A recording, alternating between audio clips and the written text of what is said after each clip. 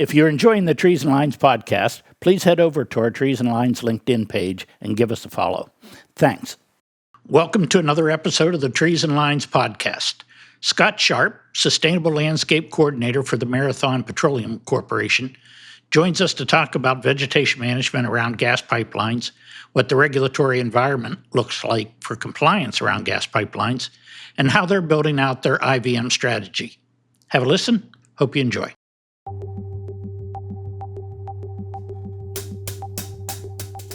Well, welcome, Scott. Sure do appreciate your joining Tej and I on Trees and Lines podcast. Welcome. This should be a good day. Well, thanks for having me. I appreciate it. Yeah. So, Scott, why don't you do a little bit of an introduction of yourself? Tell us who you are and maybe a little bit about the company you're working for. Yeah. So my name's Scott Sharpe. I am the Sustainable Landscapes Coordinator for Marathon Pipeline. Been working in this space for about 5 years. A little bit of my history. I'm an environmental science guy with a 4-year degree, and jumped right into a natural resource agency out of college. I worked for the Wyoming Game and Fish as a forensic biologist, and honestly, that was I was a lab geek that wasn't very good at lab work, but really, really loved the criminal case side of things that I was doing. So my wife and I moved back home to Ohio and went through the Police and Wildlife Academy and became a wildlife officer, game warden, as most people refer to us as.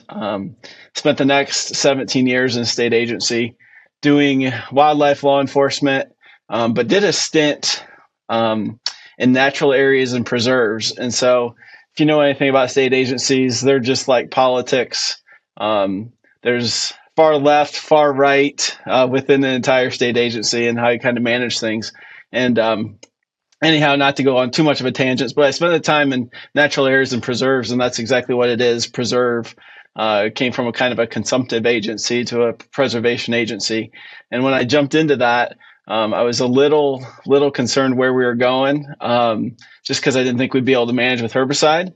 And so I thought I was going to be out hand pulling a lot of plants. Anyhow, we'll save that for a little later. But worked my way through the state agency and was working out of Columbus, which I'm based here in Ohio, but living in Findlay, and it's about a 2-hour drive. I was the number 2 at the wildlife agency at the time, which was a lot of fun. Got to do a lot of things that I loved in terms of wildlife management, fish management, law enforcement, all at the same time. But lived in Findlay, Ohio, which is the home of Marathon Petroleum, which is kind of the mothership of Marathon Pipeline, which is the sub-entity I work for. And jumped over here in 2020 as an environmental specialist and had that role kind of for the first 2 years, and it morphed into what I'm doing today. Tell us a little bit about that. What are you doing? Yeah, so there's 2 of us. Marathon Pipeline has 10,000 miles of pipe across the country in terms of transmission lines. So that's taking crude oil from where it's either being gathered or boarded off of ships, taking it to our refineries, and then taking that finished product to terminals so that trucks can load it on and head to the gas station so we can all fill up. Myself and Julie Bieshler manage the vegetation on top of the right-of-way. So whether that's canopy trim or annual mow cycles or herbicide work, we kind of manage it all centrally here out of Findlay, Ohio. I'll have to back up for a minute because I can tell you, going to forestry school a long, long time ago, we all went for one reason, and that was to be fish and wildlife in Wyoming. So I can't believe you gave it up. I know that, me too. And like I say, I lived what I thought was a dream for a long time. So that Scott, would have been what we were all thinking when we got into this field. This marks a milestone for us and our audience. You're the first person we've chatted with who's dealing with pipeline right-of-ways from a vegetation management or environmental perspective. So, we think this should be a pretty interesting conversation. Just before we kind of get into some of those nuances, going from a state agency to Marathon, culturally very different. Just quickly talk a little bit about A, the motivation for the move, and B, some of the cultural differences that you've had to deal with, and how have you adjusted so that you can be most impactful in your role? Yeah, absolutely.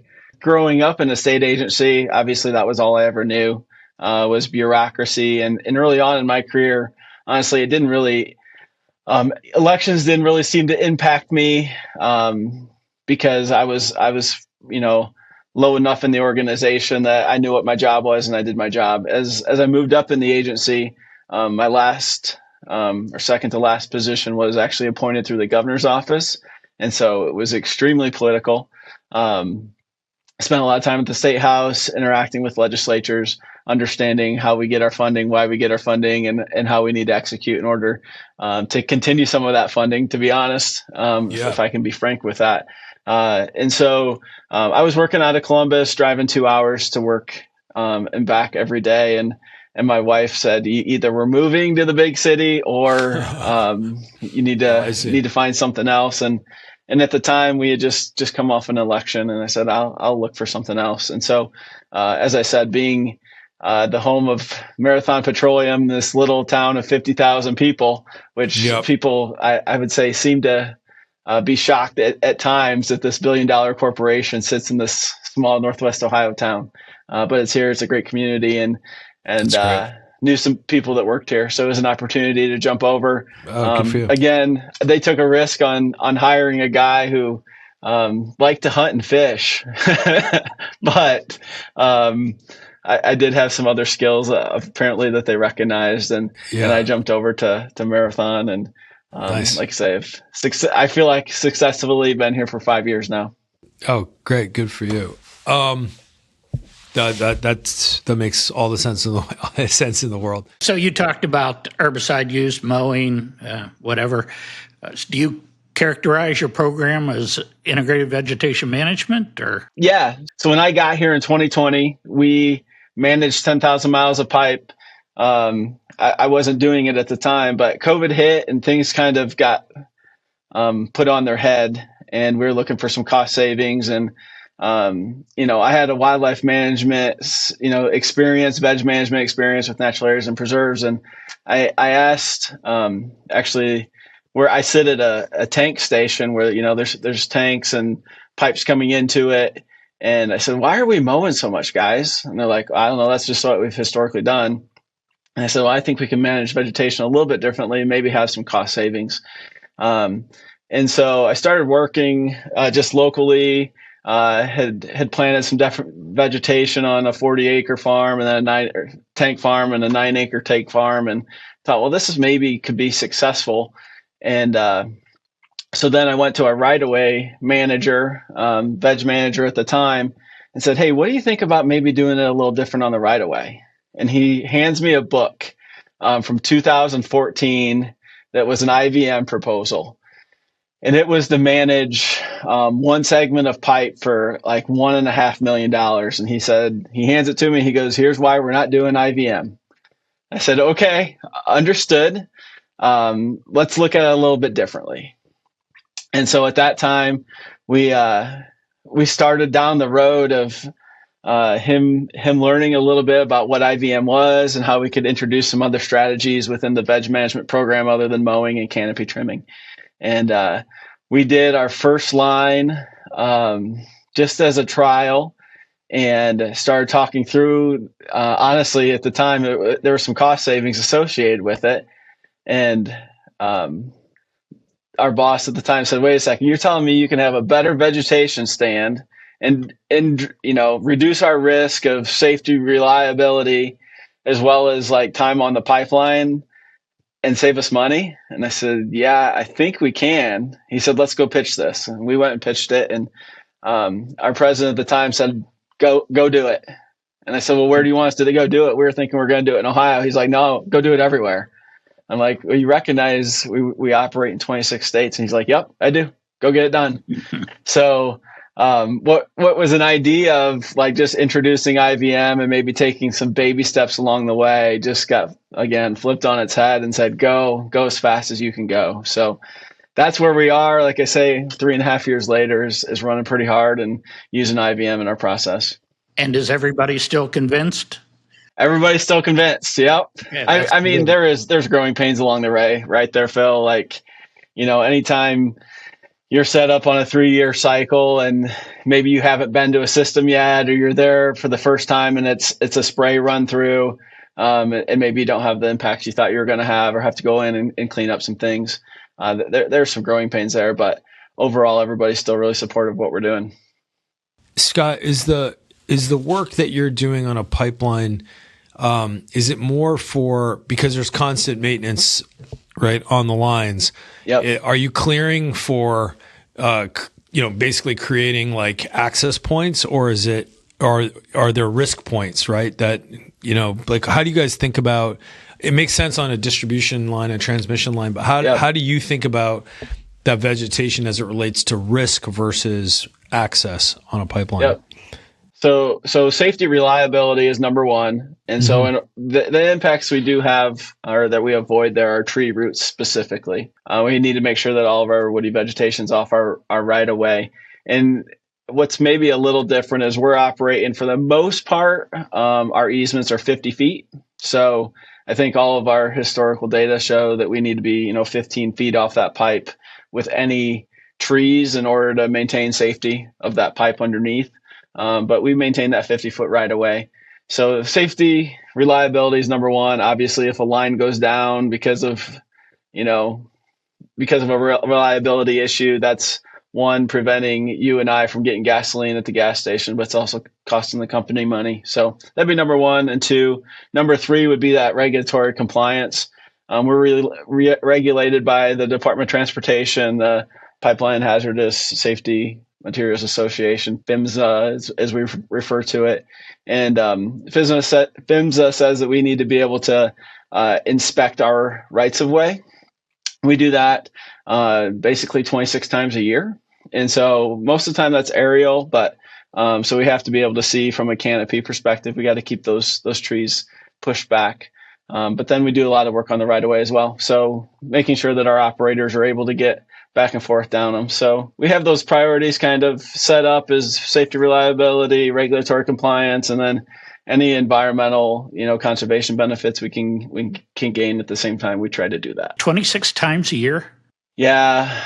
So are you looking at technology to do that for you, or is that? So right now we fly it in an airplane. All of our lines. So there's lots of airplanes up, and they're looking for anything out of the ordinary, whether that's equipment on a right of way or, changing color of vegetation, which we've had to learn. Herbicide changes right of ways, the way they look. So we have got called out a couple times on that, but, we have started using some fly scan technology, which, takes, that imagery, puts it into AI and can give us some information. So they're taking rapid photos and for us to digest as well. So your budgets and maybe you can help contextualize without giving a specific number, but just maybe a range of dollars, because you're private, right? Or publicly traded, like you. We're publicly traded. Yeah. You're publicly traded, but your budget isn't really influenced by a PUC or some type of commission, correct? Like it's what you decide as a percentage of your business operation. That's correct. Okay. So for you guys, can you put into context what 10,000 miles of pipe looks like in terms of just like, hey, my budget generally is around this and I've got to get all this done, on an annualized basis or a 3-year basis? Like, what does that look like just in comparison to the electric industry? For a generic number, between 10 and $20 million a year to maintain those rights of way. And obviously, if we can save money in the process, we do. But canopy trim, which we have to maintain on a schedule, is honestly pretty expensive. So that eats into it sometimes. So the regulatory environment must be completely different from what the electric utilities deal with. I don't know what they deal with specifically, but we have auditors on our rights of way every year, and they're looking at them to say, hey, this does or doesn't meet compliance. But for the most part, we've built a program in order to hit that compliance marker. And a lot of Scott, you mentioned you had a colleague, right? That's the two of you are kind of co-managing or have some respective roles.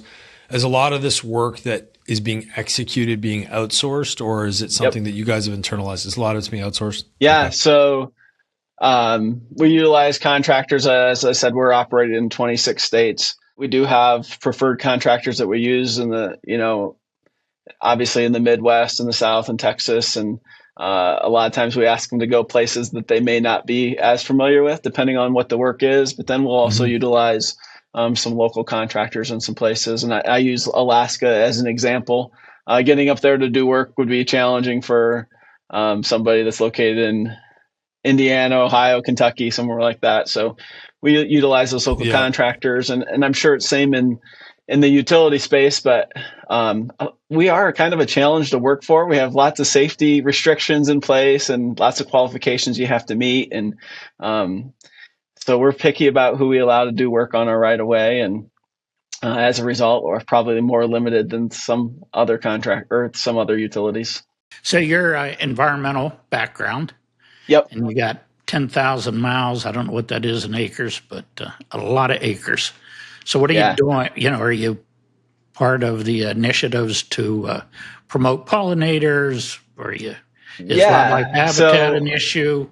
I have an environmental background and natural resource background, and my colleague has a robotics and automation background. And so you put us two together, and we look at things very differently, yet she has some super strengths in terms of data collection and automation and understanding how to use that information to improve a program. And I'm kind of, I don't want to say a science nerd, but I'm a veg guy kind of through and through at this point. And so we have a great partnership in terms of how we execute work. But, we prioritize, obviously, removing that woody vegetation is number one for us. And then, from a regulatory perspective, we need to be able to see our line markers from a visual standpoint. And our line markers are, 4.5 feet tall for the most part. And so we're trying to manage, we got to remove those broadleafs that are going to get tall on us. And so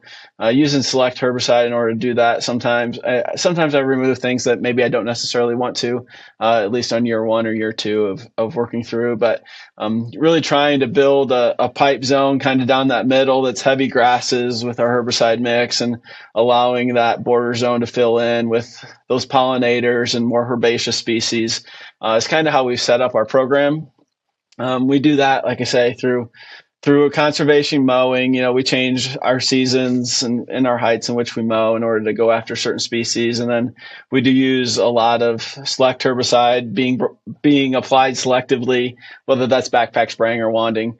We do use select herbicide broadcast kind of down the middle pipe zone in application. But again, the focus, if we can gain those benefits while maintaining that regulatory compliance, safety, reliability, we go after it pretty good. If you look at your program, how much herbicide as a percentage are you utilizing versus like the traditional sort of mowing? So I'll say we didn't use any herbicide prior to 2021. Okay. We only mowed our right of way. And then, like I say, as we started using IVM, we used herbicide in some capacity on 24 of 24 systems last year. By no means is it exclusive.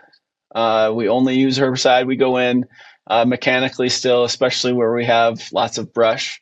Most of the time we try to spray it first if we can. We'll treat it with a cut stubble afterwards if we have to, but obviously if I can treat it foliar, it seems to be a little more effective that way for us. But we try to apply herbicide across our systems where we can. And what are some of the goals that you guys have? Like, are you in a steady state with the program, meaning like you've done everything you can do and you're pretty pleased, or are you guys kind of 30% of where you want to be in terms of like building out your IVM strategy?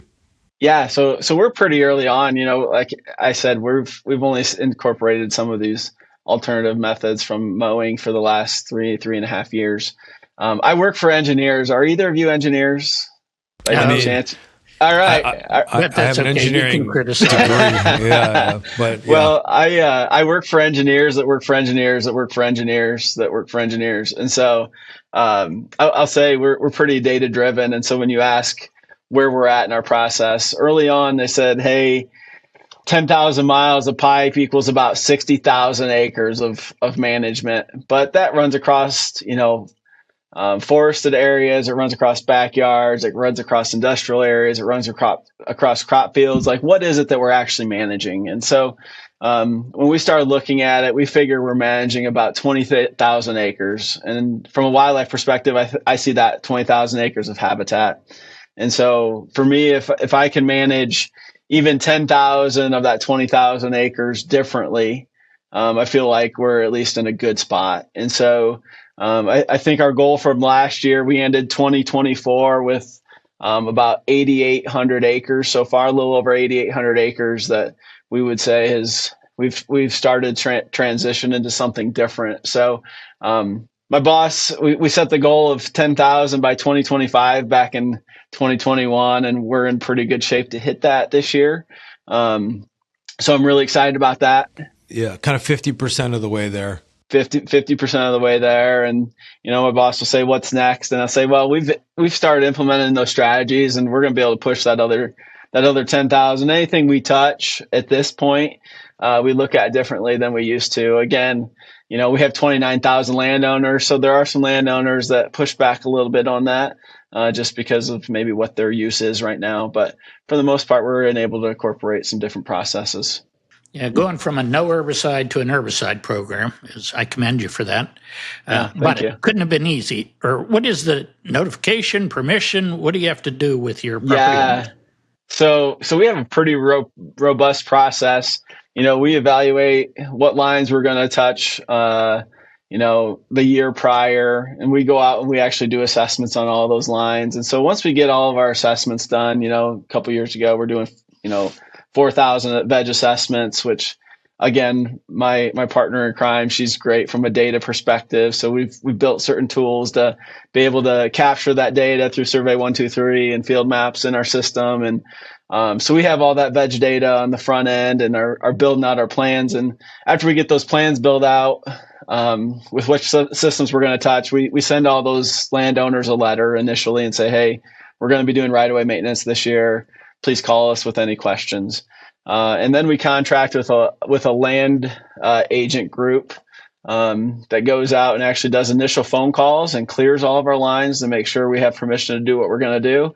If they can't get a hold of them on the telephone, then we require 3 attempts, in-person attempts. So, there's 5 different times that we're going to contact a landowner, which maybe seems excessive. I don't know how the other utility companies do it, but we try to have a positive contact with the landowner and get that cleared, obviously for access, if we've got to go through gates or getting in there, but also to let them know what we're going to do and what it's going to look like. So we equip those land agents with pictures and photos and videos of saying, hey, here's what we're doing. Like, we're not spraying herbicide to kill everything on the right of way. It's going to be selective. You're going to see some spots brown up, but not everything's going to be dead. And just try to talk through what the benefits are. Again, trying to remove that vegetation because we recognize if we just mow it, chop it off, it's going to be right back. And so trying to get ahead of some of those. And for the most part, it's been pretty positive for us. I would say less than 1% have at this point have declined us using herbicide. And honestly, most of the time, if we do have a decline, either myself or one of our other contractors will go out and talk to the landowner and just say, hey, here's what we're actually doing. Don't look at what maybe you read in a magazine or saw on TV, but this is how we will apply it. And again, most of the time, everybody's pretty supportive of it. Most people have a distorted understanding of mechanical versus herbicide and the environmental impacts. And yep. So good. At 1%, that's pretty good for first time through. Scott, so speaking about reliability specifically, do you have any numbers or data on how much of your reliability has been impacted by the vegetation? No, I mean, anecdotally, I could speak to it. I don't have any percentages.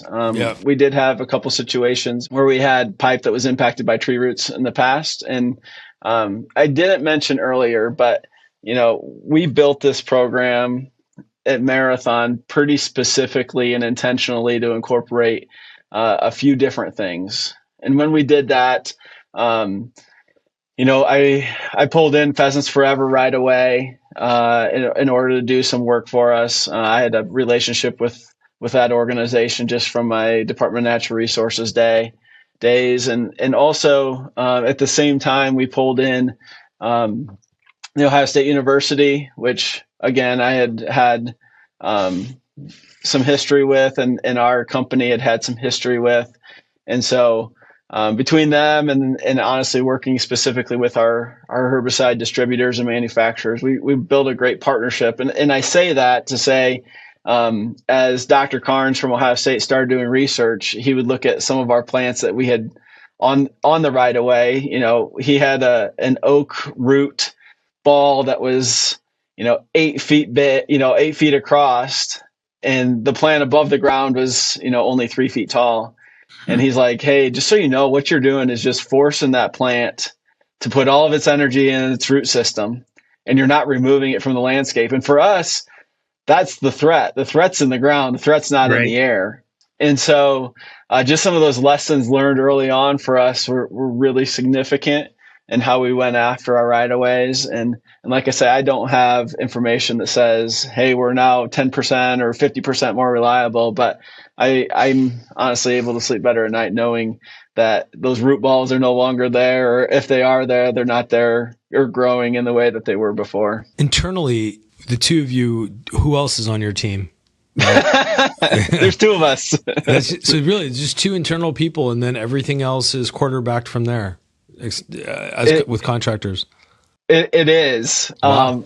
I will admit, we have some great contractors. One of my consultants is actually my old boss, so I utilize him as an extension of myself. He's retired from DNR and actually taught me the veg world early on, and so he's retired. And even though he doesn't act retired, we send him across the country sometimes to see some different things. And but internally, it's the two of us. We have a great support team in terms of our public engagement process. So we already have really good relationships with landowners. Our right-of-way team is already there on the right-of-way. So we utilize our operations and just to make those contacts and help us out where we need to. But in terms of actually facilitating the work, that's just done with a couple of us in-house.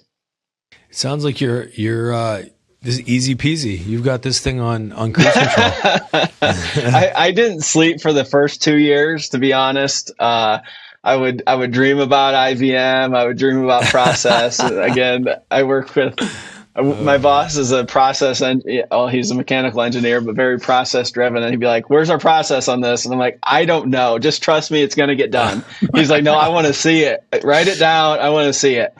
And so early on, I really just struggled in my head to keep everything straight and where it was going. And then he actually went out and hired Julie, who was a project manager from a robotics world. And honestly, I kind of thought, well, this is kind of a strange hire for a veg management job. And he's like, "It's what you need. Trust me, it's what you need." And she's, like I said, she's been fantastic in terms of process driven and project management. She really keeps that side of the business organized, and I can go out on some of the more technical issues in terms of veg management itself.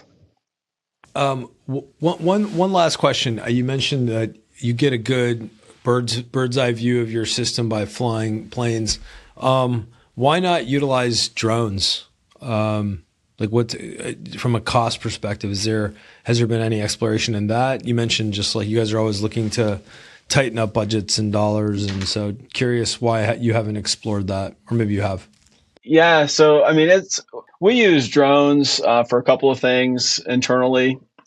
But for us, there is a line of sight requirement. And when we're flying 10,000 miles of pipe every 2 weeks, it would require a lot of people to jump around in order to do that. And so, as I said, we're using fixed wing aircraft right now. I'm sure long term, there's probably some availability to transition some of that technology over to drones.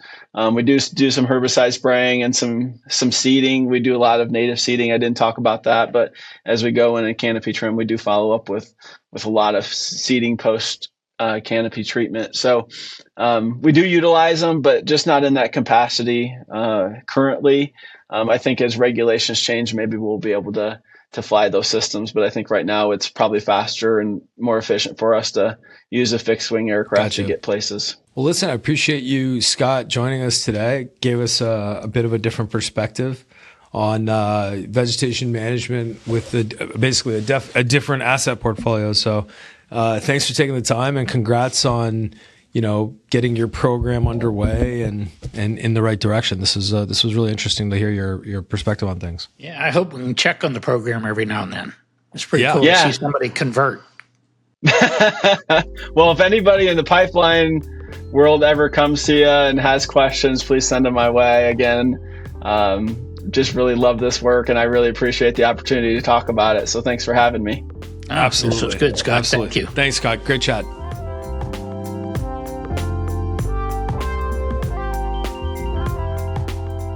That's it for this episode of Trees and Lines, brought to you by Iapetus Holdings. If you like the show, please give us a 5-star rating on Apple or Spotify. If you have any questions or comments on any of our episodes or ideas for topics or guests, we'd love to hear from you. Please contact us at treesandlines@iapetusllc.com. We'll chat with you soon.